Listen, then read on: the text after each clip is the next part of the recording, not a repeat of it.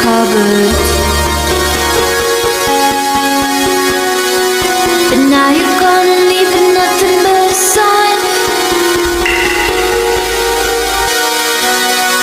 Another evening I'll be sitting reading in between your love.